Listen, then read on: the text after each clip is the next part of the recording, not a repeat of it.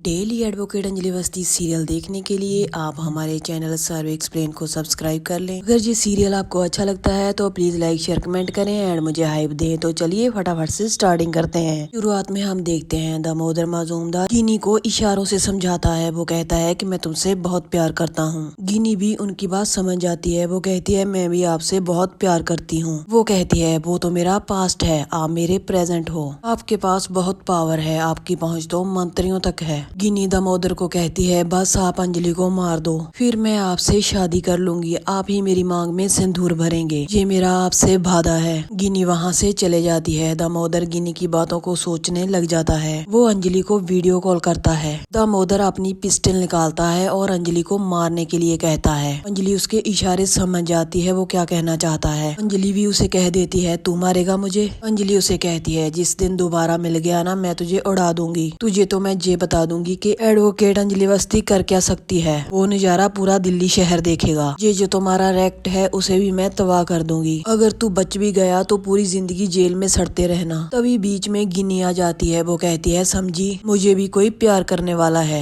गिनी कहती है जब ये तुम्हें जान से मार देगा फिर मैं इससे शादी कर लूंगी, तू 2-4 सांस अब और ले ले। जब तक दामोदर माजूमदार की बुलेट तुम्हारे दिल में छेद न कर दे फिर ना तो तुम्हारा दिल रहेगा और ना ही तुम्हारा प्यार। उनकी बातें सुनने के बाद अंजलि एसीपी सर को फोन करती है और उन्हें बताती है कि दामोदर मजूमदार ने मुझे धमकी दी है, उसने कहा है कि वो मुझे मार देगा। एसीपी सर अंजलि को कहते हैं आप सावधान रहिएगा, बहुत ही खतरनाक लोग है ये दामोदर मजूमदार। अंजलि उनको कहती है नहीं कुछ भी नहीं कर पाएगा, आज के बाद एक भी लड़की का चालान नहीं होगा। आज के बाद कोई भी लड़की ना तो पद्मा बनेगी और ना ही कली और ना ही बनेगी बेबस गिनी सिंह राजपूत उर्फ रानी माजूमदार। जो भी लोग इस धंधे के पीछे हैं उनको सजा दिलवा कर ही रहूंगी मैं। आगे हम देखते हैं एसीपी सर के पास कली पहुंच जाती है। एसीपी सर उससे पूछते हैं आखिर चाहती क्या है आप। कली कहती है सत्यानाश चाहती हूँ मैं उस आरती का। बुखलाई हुई कली कहती है वो सुहाग रात मनाना चाहती है ना वेद बाबू के साथ, लेकिन सुहाग रात से पहले ही उसका सुहाग उजाड़ दूंगी मैं। अगर वेद बाबू मेरे नहीं हुए तो मैं उस आरती के भी नहीं होने दूंगी। एसीपी सर कली को कहते हैं ये नामुमकिन है, उनकी शादी हो चुकी है वो भी कोर्ट के ऑर्डर से, इसीलिए अब तुम कुछ भी नहीं कर सकती, जाइए यहाँ से।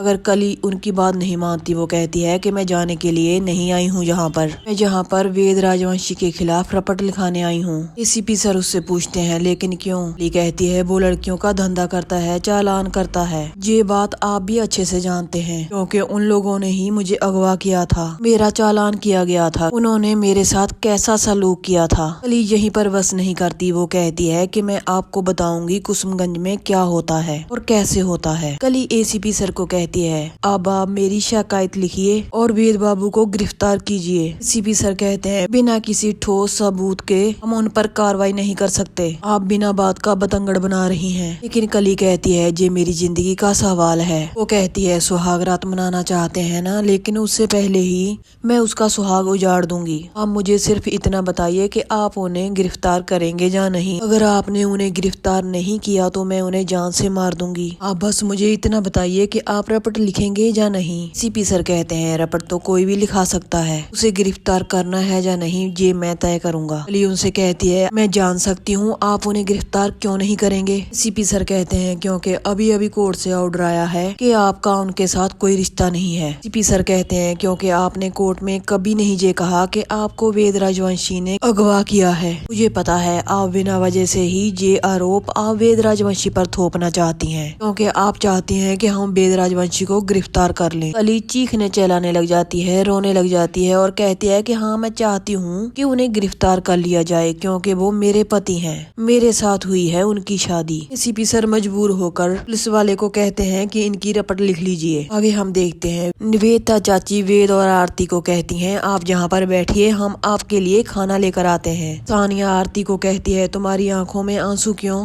आरती उन्हें कहती है नहीं कुछ नहीं। वेदिता चाची आरती को समझाती हैं बेटा ऐसे रोते नहीं हैं, अभी अभी तो तुम्हारी शादी हुई है, फिर तुम्हारे पति देव भी तो तुम्हारे साथ है ना। वेदिता चाची वेद बाबू को कहते हैं आप हमारी बेटी से प्यार तो करते हैं ना। वेद उन सबको बताता है कि मैं आरती से बहुत प्यार करता हूँ। वेदिता चाची उनको कहती है अच्छा ठीक है, जब तक हम खाना लेकर आए तब तक इसकी आंखों से एक भी आंसू और गिरना नहीं चाहिए। वह कहती है हाँ अगर इसकी आंखों में आंसू देखेंगे तो हम यही समझेंगे कि आपको इससे प्यार नहीं है। जहाँ प्यार होता है वहाँ पर आंसू नहीं होते। सभी महिलाएं खाना लेने चले जाती हैं। वेद आरती को कहता है कि मत रो आरती, अपनी आंखों से मोतियों जैसे आंसुओं को मत बहने दो। इन होठों पर मुस्कुराहट बहुत अच्छी लगती है। वेद आरती को मुस्कुराने के लिए कहता है, मैंने सिर्फ जिंदगी में 2 ही लोगों से प्यार किया है, एक मेरी माँ और एक तुम। मैं चाहता हूँ मेरी माँ जहाँ पर भी हो बहुत खुश रहे, वैसे ही मैं तुम्हें भी बहुत खुश देखना चाहता हूँ। इसलिए प्लीज तुम थोड़ा सा मुस्कुरा दो। मैं तुम्हारी दुनिया प्यार से भर दूंगा, तुम्हें कभी भी किसी चीज की कमी नहीं आने दूंगा। तभी आरती को कली का फोन आता है। बेशर्म कली कहती है, ये पता है तुम वेद बाबू के कंधे पर सिर रख कर बैठी होगी। वो कहती है, तुम्हें बहुत वेद बाबू पर प्यार आ रहा है ना, लेकिन मेरी एक बात कान खोल कर सुन लो, जैसे मेरा प्यार अधूरा है वैसे ही तुम्हारा प्यार कभी पूरा नहीं होगा। मैं वेद बाबू को कभी भी तुम्हारा नहीं होने दूंगी। कली कहती है, तुम सुहाग रात मनाने वाली हो ना, लेकिन इससे पहले ही मैं तुम्हारा सुहाग उजाड़ दूंगी। अगर मैंने तुम्हारी सुहाग रात से पहले वेद बाबू को गिरफ्तार नहीं करवा दिया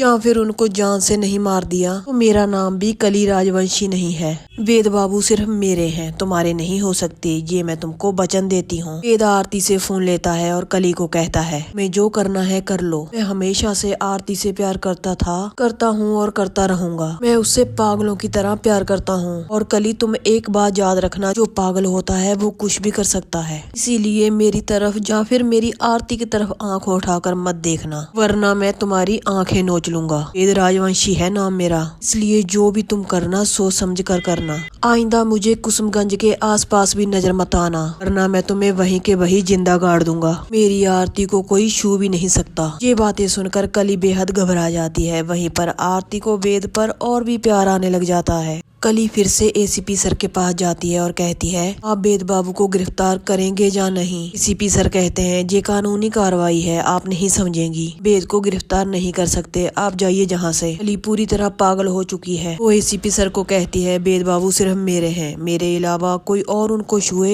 ये मैं बर्दाश्त नहीं कर सकती। कली कहती है, बाद में ये मत कहिएगा मैंने आपको बताया नहीं कि मैं क्या करने वाली हूँ, मैंने आपको सब कुछ बता दिया है। कली अंजलि की बातें सोचने लग जाती है, ऐसे उसे मंडप से बाहर फेंक दिया था। वो वेद की कही हुई बातों को भी याद करती है और फूट फूट कर रोने लग जाती है। हम देखते हैं एसीपी सर को अंजलि का फोन आता है। वो उन्हें कहती है, बहुत बड़ी लड़ाई लड़ने जा रही हूँ मैं, अब मेरा साथ तो देंगे। वो कहते हैं, अग्निशिखा ये एसीपी पंकज पुरोहित हमेशा आपके साथ खड़ा है। आप तो इतने सालों से जानती हैं कि मैं आपकी कितनी रिस्पेक्ट करता हूँ। आप ये लड़ाई जारी रखिए, आप ही हैं जो ये लड़ाई जारी रख सकती हैं उन बेबस और लाचार लड़कियों के लिए। एसीपी सर कहते हैं, लेकिन मैं एक बात के लिए आपको वार्न करना चाहता हूँ, वेद और आरती पर नजर रखिएगा। अंजलि उनसे पूछती है, लेकिन हुआ क्या है। एसीपी सर कहते हैं, कली पूरी तरह पागल हो चुकी है, कुछ भी कर सकती है वो। अंजलि कहती है, उस तरफ दामोदर मजूमदार और इस तरफ कली, और किस किस के साथ लड़ूंगी मैं। ठीक है, आप टेंशन मत लीजिएगा सर, ये लड़ाई जारी रखूंगी मैं। घर की बेटी की भी हिफाजत करूंगी मैं और समाज की बेटियों की भी। यहीं पर दोस्तों इस खूबसूरत एपिसोड का एंड हो जाता है। कल आरती की विदाई होने वाली है। पागल हुई कली सब कुछ ठीक ठाक होने देगी। इस एपिसोड की अपडेट लेकर हाजिर होंगे, तो कल मिलते हैं। अपना ध्यान रखिएगा।